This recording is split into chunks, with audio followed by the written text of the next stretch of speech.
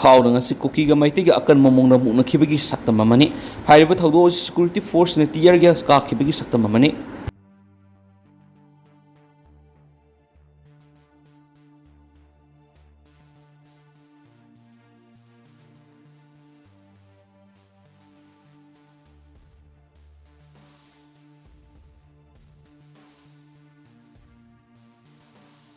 Manipur police की मैकेरी थादोरप वरोल Khardah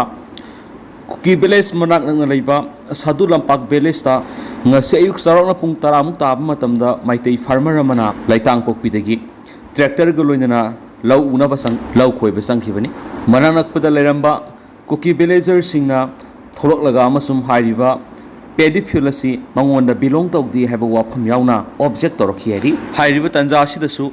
mananak pada leiba maitai sing hairiba mafam asida laknaki video khara circulating tawraduna kuki singna kum tharak laga maitai farmer singda athingba pire Harium Pharmacy the security forces sing additional SP Impal is na lusing ba amasum atopa central forcing ng pamadumak ta hanadagi hauna situation adubu harium jaga adu controlling tawduna legi praja sing na rumors thajabidana ba phungdorakli atopa post amada su Manipur police na thagalak post amada security forcing hariba thawdo si makatana mai pakna control tawre loinana ahenba forcing District SP yauna section tharong lokhan bagi damra sangsilakre heba wafam yauna Manipur police tagi thadorakpa update asita pali atopa pawmana tampak ki mafam singdagi yamlba nongmai amadi bomb sing phagatkhri hauki behing nongyare tampak ki tuan mafam singdagi yamlba nongmai bomb na singba phagat pangam khrena pawmana hari thajabe aba pawgi matungina combat security force na tampak ki district mangagi matai oina leba mafam singda sangsinduna thihumbigi thabak Jun Taragumde Muslim Taragamari Lona by Hing the Satabada, Yam Love Nongme Medi Bomb the Sing Pangmangam Kibenhedi, Pagat Pangam Crevassing Atuti, SLR rifle Sam Yankamatoi, Incest rifle Humfugamanga, Amazon rifles Humdrago Humdoi, Carbine gun Manga, MP5 gun Ani, LMG rifle Taraganitoi, AK series Taruk, Amok rifles Ani, Motor Ama, Pistol Taruk, Barrel Ani, Amasum AR 15 Masingama. Player gun ani puna nongmai sa hunga kunga nipani loinana magazine songa ga mogdraga mathoi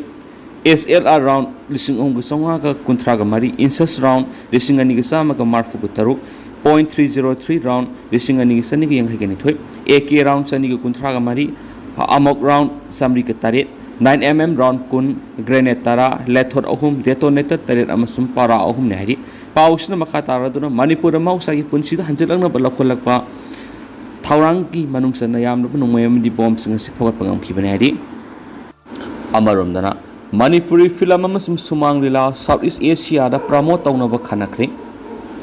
Manipuri film amasum sumang lila bu Southeast Asia da promote tauna ba amasum film subtitle gi kuthana Manipur gi lol tamhanna gi panamda khana naina ba mifam ama pangtokri Manipur Chamber of Commerce and Industry MCCI amasum Mission Maitai Charitable Trust kapuna sinduna Manipuri language learning through subtitle and promotion of Manipuri film and sumang lila in Southeast Asia haiba hiramda singmai rong da leiba classic grandeur da khana naina ba mifam adu ngarang pangtokibani thauramadu mari lainana MCCI gi secretary Hauroksam anina phungtokibada writer producer amasum director oiduna puthokpa award winning Manipuri short film ama oiriba class 8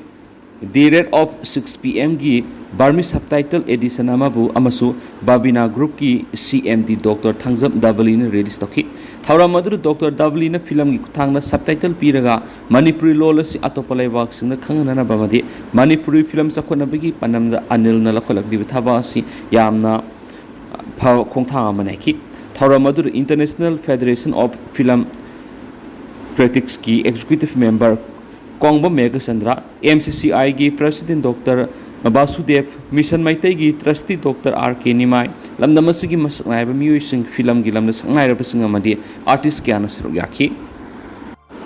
makasa tharak poina kanglai paki maira gi editorial mem na thamjari MLA sing na usul makhul da sangba gum tomina laisali bisu karigino Anobalenga ama CM gani haiduna BJP gi MLA singi marakta Delhi da toina satuna amadi misang khombe gi thabak laijabi thaduna sangsilamba do hausuk tumina laisingkhe miyam gi mihur oiribe MLA sing laibi gi kana ba do hausuk laibak miyamna sungphang phangmangamtri ꯃꯈꯣꯏ ꯂꯩꯅ ꯂꯩꯕꯥꯛ ꯃꯌꯥꯝ ꯑꯁꯤ ꯃꯄꯤ ꯃꯄꯥ ꯂꯩꯇ꯭ꯔꯕ ꯉꯥꯛꯄꯤ ꯁꯦꯟꯕꯤꯅꯕ ꯂꯩꯇ꯭ꯔꯕ ꯐꯤꯕꯝꯗ ꯑꯋꯥꯕ ꯄꯨꯟꯁꯤ ꯃꯔꯦꯜ ꯑꯃꯗ ꯂꯦꯟꯗꯨꯅ ꯂꯩꯔꯤ ꯑꯗꯨꯒ ꯃꯤꯌꯥꯝꯒꯤ ꯃꯤꯍꯨꯠ ꯑꯣꯏꯔꯤꯕ MLAꯁꯤꯡꯅ ꯌꯥꯝꯅ ꯅꯨꯡꯉꯥꯏꯕ ꯑꯀꯦꯝ ꯄꯨꯟꯁꯤ ꯃꯔꯦꯜ ꯑꯃꯗ ꯂꯦꯟꯗꯨꯅ ꯂꯩꯕꯒꯨꯝ ꯅꯨꯡꯉꯥꯏꯕꯅ ꯑꯋꯥꯕ ꯈꯪꯗꯦ ꯍꯥꯏꯕꯗꯨ ꯐꯣꯡꯅ ꯎꯠꯄꯒꯨꯝ ꯇꯧꯔꯤꯕꯁꯤꯗꯤ ꯌꯥꯝꯅ ꯂꯥꯜꯂꯤ ꯃꯅꯤꯄꯨꯔꯗ ꯊꯣꯛꯂꯤꯕ ꯆꯍꯤ 2 ꯍꯦꯜꯂꯛꯂꯕ ꯂꯥꯜ ꯑꯁꯤꯁꯨ BJP ꯂꯩꯉꯥꯛ ꯂꯩꯔꯤꯉꯩ ꯃꯇꯝꯗꯅꯤ ꯃꯇꯝ ꯑꯗꯨꯗꯁꯨ BJP ꯂꯩꯉꯥꯛ ꯑꯃ ꯏꯆꯥꯎ ꯆꯥꯎꯅ ꯂꯩꯅ ꯂꯥꯜ ꯑꯗꯨ ꯂꯣꯏꯁꯤꯟꯅꯅꯕ ꯍꯣꯠꯅꯕ ꯉꯝꯗꯕꯗꯒꯤ ꯃꯅꯤꯄꯨꯔ ꯃꯤꯌꯥꯝ ꯍꯥꯏꯐꯝ ꯈꯪꯗꯕꯒꯤ ꯑꯋꯥꯕꯒꯤ ꯏꯄꯥꯛꯇ ꯏꯔꯥꯛꯅꯗꯨꯅ ꯂꯩꯔꯛꯈꯤꯕꯅꯤ ꯑꯗꯨꯒꯨꯝꯕ ꯃꯔꯩꯕꯥꯛ ꯉꯥꯛꯄ ꯉꯝꯗ꯭ꯔꯕ ꯂꯩꯉꯥꯛ ꯑꯗꯨ ꯊꯨꯒꯥꯏꯔꯕ ꯃꯇꯨꯡꯗ ꯃꯅꯤꯄꯨꯔꯗ PR ꯂꯩꯉꯥꯛ ꯑꯁꯤ ꯊꯝꯖꯤꯜꯂꯛꯈꯤꯕꯅꯤ PR ꯂꯩꯉꯥꯛ ꯂꯩꯕ ꯇꯥꯔꯕꯁꯨ ꯑꯅꯧꯕ ꯂꯩꯉꯥꯛ ꯑꯃ ꯁꯦꯝꯅꯕꯒꯤ khudongchaabadudi ꯑꯗꯨꯃꯛ MLAꯁꯤꯡꯗ ꯄꯤꯔꯤ ꯑꯗꯨꯕꯨ ꯍꯧꯖꯤꯛ ꯐꯥꯎꯕ ꯑꯅꯧꯕ ꯂꯩꯉꯥꯛ ꯑꯃ ꯁꯦꯝꯕ ꯉꯝꯗꯅ ꯂꯩꯔꯤꯕꯁꯤꯅ ꯇꯥꯛꯄꯗꯤ ꯃꯤꯌꯥꯝꯒꯤ ꯃꯤꯍꯨꯠ ꯑꯣꯏꯔꯤꯕ MLAꯁꯤꯡ ꯑꯁꯤ ꯃꯇꯤꯡ ꯃꯊꯧꯅꯥ ꯂꯩꯇꯕ ꯃꯈꯣꯏ ꯂꯩꯅ ꯂꯩꯕꯥꯛ ꯃꯤꯌꯥꯝꯕꯨ ꯋꯥꯍꯟꯅꯅ ꯁꯤꯟꯕꯅꯤ ꯍꯥꯏꯅ ꯂꯧꯕꯗ ꯊꯣꯏꯅ ꯂꯥꯜꯂꯣꯏꯗ꯭ꯔꯥ ꯍꯥꯏꯅ ꯈꯜꯂꯤ ꯆꯍꯤ 2 ꯍꯦꯟꯖꯤꯜꯂꯛꯂꯕ ꯂꯥꯜ ꯑꯁꯤ ꯂꯣꯏꯁꯤꯟꯕ ꯉꯝꯗꯅ ꯂꯩꯔꯤꯉꯩꯗ ꯃꯅꯤꯄꯨꯔ ꯃꯤꯌꯥꯝꯗ ꯑꯋꯥꯕꯒꯤ ꯃꯊꯛꯇ ꯑꯋꯥꯕ ꯄꯤꯕꯒꯨꯝ ꯇꯣꯉꯥꯟꯕ ꯊꯧꯗꯣꯛ ꯋꯥꯊꯣꯛ ꯀꯌꯥ ꯑꯃ ꯃꯅꯤꯄꯨꯔꯗ ꯊꯣꯛꯇꯨꯅ ꯃꯅꯤꯄꯨꯔꯗ ꯊꯣꯛꯂꯤꯕ ꯂꯥꯜ ꯑꯁꯤ ꯊꯩꯗꯣꯛꯇꯨꯅ ꯊꯝꯅꯕ ꯍꯣꯠꯅꯕꯒꯨꯝ ꯇꯧꯗꯨꯅ ꯂꯥꯛꯂꯤ ꯑꯣꯏꯔꯤꯕ ꯐꯤꯕꯝꯁꯤꯡ ꯑꯁꯤ ꯀꯅꯥꯅ ꯁꯤꯜꯂꯤꯕꯅꯣ ꯍꯥꯏꯕꯁꯤꯒꯤ ꯃꯔꯤ ꯃꯈꯣꯡ ꯃꯤꯌꯥꯝꯒꯤ ꯃꯤꯍꯨꯠ ꯑꯣꯏꯔꯤꯕ MLAꯁꯤꯡꯅ ꯉꯁꯤ ꯐꯥꯎꯕ ꯊꯤꯗꯣꯛꯄ ꯉꯝꯗꯅ ꯂꯩꯔꯤ ꯂꯣꯏꯅꯅ ꯃꯈꯣꯏꯕꯨ ꯗꯦꯜꯂꯤꯒꯤ ꯂꯨꯆꯤꯡꯕꯁꯤꯡꯅ ꯍꯪꯒꯤ ꯂꯥꯏꯙꯤꯒꯨꯝ ꯁꯥꯟꯅꯅꯤꯡꯕ ꯃꯑꯣꯡ ꯁꯥꯟꯅꯗꯨꯅ ꯂꯩꯔꯤ ꯃꯈꯣꯏ ꯂꯩꯅ ꯂꯩꯕꯥꯛ ꯃꯤꯌꯥꯝ ꯋꯥꯔꯕ ꯀꯥꯡꯈꯣꯡ ꯆꯥꯏꯔꯕ ꯃꯅꯤꯄꯨꯔ ꯍꯥꯏꯕꯗꯨ ꯑꯣꯏꯔꯛꯂꯕ ꯐꯥꯎꯕꯗ MLAꯁꯤꯡꯅ ꯃꯔꯩꯕꯥꯛ ꯃꯅꯤꯄꯨꯔ ꯀꯟꯅꯅꯕ ꯂꯧꯐꯝ ꯊꯣꯛꯄ ꯊꯧꯗꯥꯡ ꯑꯗꯨ ꯂꯧꯕ ꯉꯝꯗꯅ ꯂꯩꯔꯤꯕꯁꯤ ꯃꯈꯣꯏ ꯂꯩꯕꯒꯤ ꯀꯥꯟꯅꯗ꯭ꯔꯤ ꯃꯈꯣꯏ ꯃꯤꯔꯦꯝꯅꯤ ꯃꯤꯊꯤꯕꯣꯡ ꯃꯤꯇꯝꯕꯥꯜꯅꯤ ꯍꯥꯏꯕꯗꯨ ꯇꯥꯛꯄꯅꯤ ꯍꯥꯏꯕ ꯌꯥꯏ ꯆꯍꯤ 2 ꯁꯨꯔꯕ ꯃꯅꯤꯄꯨꯔ ꯊꯨꯒꯥꯏꯅꯕ ꯂꯥꯜ ꯑꯁꯤ ꯂꯣꯏꯁꯤꯟꯗ꯭ꯔꯤꯉꯩꯒꯤ ꯃꯔꯛꯇ ꯑꯅꯧꯕ ꯊꯧꯗꯣꯛ ꯋꯥꯊꯣꯛ ꯀꯌꯥ ꯑꯃ ꯃꯊꯪ ꯊꯣꯛꯂꯛꯂꯤ ꯍꯧꯖꯤꯛ ꯑꯔꯥꯝꯕꯥꯏꯒꯤ ꯂꯨꯆꯤꯡꯕ ꯑꯃ ꯐꯥꯈꯤꯕꯒꯤ ꯃꯇꯥꯡꯗꯁꯨ ꯂꯩꯕꯥꯛ ꯃꯤꯌꯥꯝꯅ ꯐꯥꯈꯤꯕ ꯃꯤꯑꯣꯏ ꯑꯗꯨ ꯀꯟꯗꯤꯁꯟ ꯑꯃꯠꯇ ꯌꯥꯎꯗꯅ ꯊꯥꯗꯣꯔꯛꯀꯗꯕꯅꯤ ꯍꯥꯏꯕꯒꯤ ꯑꯀꯟꯕ ꯏꯍꯧ ꯆꯪꯁꯤꯜꯂꯤ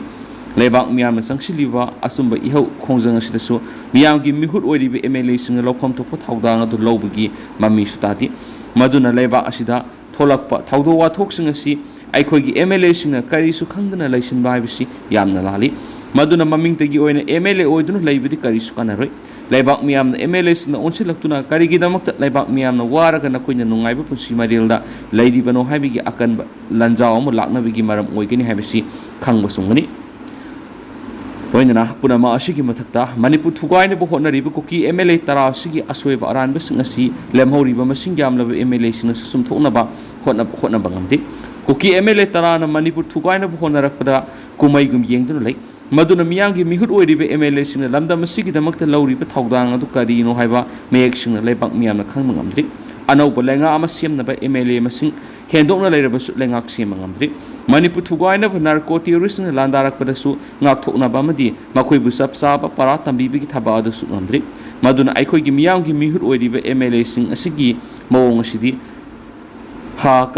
ꯀꯩꯑꯣꯏꯕ ꯃꯅꯤꯡ ꯃꯃꯥꯡ ꯍꯣꯇ꯭ꯔꯣꯡ ꯍꯣ ꯅꯇꯨ ꯂꯩꯃ ꯀꯥꯡꯀꯣꯛ ꯍꯥꯏꯕꯗꯨ ꯇꯥꯔꯤ ꯃꯁꯤ ꯌꯥꯝꯅ ꯏꯀꯥꯏꯅꯤꯡꯉꯥꯏꯅꯤ ꯃꯗꯨꯅ ꯃꯤꯌꯥꯝꯒꯤ ꯃꯤꯍꯨꯠ ꯑꯣꯏꯔꯤꯕ MLAꯁꯤꯡ ꯑꯃꯠꯇ ꯑꯣꯏꯅ ꯄꯨꯟꯁꯤꯟꯗꯨꯅ ꯑꯅꯧꯕ ꯂꯩꯉꯥꯛ ꯑꯃ ꯁꯦꯝꯅꯕ ꯏꯃꯥ ꯂꯩꯕꯥꯛ ꯃꯅꯤꯄꯨꯔ ꯀꯟꯅꯅꯕ ꯃꯤꯌꯥꯝꯕꯨ ꯂꯩꯇꯥꯅ ꯍꯤꯡꯍꯟꯅꯕ ꯄꯥꯏꯈꯠꯐꯝ ꯊꯣꯛꯄ ꯊꯕꯛꯁꯤꯡ ꯑꯗꯨ ꯄꯥꯏꯈꯠꯅꯕ ꯍꯣꯠꯅꯐꯝ ꯊꯣꯛꯏ ꯃꯗꯨ ꯅꯠꯇ꯭ꯔꯕꯗꯤ ꯍꯧꯖꯤꯛ ꯃꯅꯤꯄꯨꯔꯒꯤ MLAꯁꯤꯡ ꯑꯣꯏꯅ ꯂꯩꯔꯤꯕꯁꯤꯡ ꯑꯁꯤ ꯂꯩꯕꯥꯛ ꯃꯤꯌꯥꯝꯒꯤ ꯑꯐꯣꯡꯕ ꯌꯦꯛꯅꯕ ꯑꯣꯏꯅ ꯎꯔꯛꯄ ꯌꯥꯏ ꯍꯥꯏꯕꯗꯨꯁꯨ ꯈꯪꯕ ꯆꯨꯝꯒꯅꯤ ꯍꯥꯏꯕ ꯀꯪꯂꯩꯄꯥꯛꯀꯤ ꯃꯩꯔꯥꯒꯤ ꯏꯗꯤꯇꯣꯔꯤꯌꯦꯜ ꯃꯌꯥꯝꯗ ꯊꯝꯖꯔꯤ ꯑꯗꯨꯒ ꯇꯦꯟꯇꯛꯅ ꯁꯨꯝꯅ ꯃꯌꯥꯝꯗ ꯊꯝꯖꯔꯝꯒꯦ ꯍꯧꯖꯤꯛ ꯑꯣꯏꯅꯗꯤ ꯃꯌꯥꯝ ꯄꯥꯎ ꯃꯇꯥꯡ ꯑꯁꯤ ꯂꯣꯏꯁꯤꯟꯖꯔꯒꯦ ꯑꯃꯁꯨꯡ ꯃꯈꯥ ꯇꯥꯕ ꯑꯅꯧꯕ ꯑꯞꯗꯦꯠ ꯃꯌꯥꯝ ꯄꯨꯟꯅ ꯉꯥꯏꯃꯤꯟꯅꯁꯦ ꯍꯥꯏꯅ ꯆꯦꯅꯦꯜ ꯑꯁꯤꯒꯤ ꯃꯥꯏꯀꯩꯗꯒꯤ ꯊꯝꯖꯔꯤ